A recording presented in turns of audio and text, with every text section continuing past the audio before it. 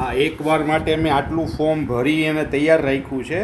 આ રીતે ઓબ્જેક્ટ્સ રીએરેન્જ થઈ ગયા છે, એટલે એક જ સ્ક્રીનમાં બધું આવી જાય છે. ઉપર પાર્ટીનું નામ, ડેટ અને નોંધ જે છે, નોટ્સ છે, એ એકવાર રહેશે. આઇટમનું નામ, વેઇટ, ટચ, વેસ્ટેજ આ તમે રિપીટ કરી શકશો. જો અહીંયા એકવાર હું સેવ કરું છું તો અહીંયા આ પાર્ટીનું નામ, ડેટ અને આ નોંધ એ જ છે. એ નીચે આઇટમ આવી ગઈ, ટચ, વેસ્ટેજ ને ફાઇન આવી ગયું. હવે તમે આઇટમ બદલાવો, વીટીની બદલે તમારે બુટ્ટી જોઈએ છે, બરાબર? 20 ગ્રામ 92 ટચ.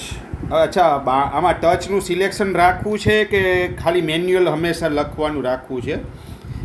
સિલેક્શનમાં ફરક શું પડે? આમ 9 લખો તમે તો તમારે અહીંયા 9 વાળા જેટલા હોય દેખાય છે, તમે આમ સિલેક્ટ કરી શકો, બીજો કોઈ ફરક નથી.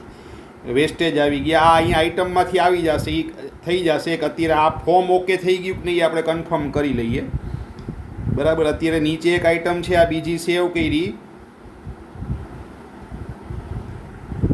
એટલે એ નીચે આઇટમ આવી ગઈ છે. 2 આઇટમ, આ 2 ટોટલ વેઇટ એનું આવી ગયું અને ફાઇનનું ટોટલ આવી ગયું. આ રીતે તમારે જેટલી આઇટમ એડ કરશો એ નીચે એડ થતી જશે. આ બરોબર છે ને?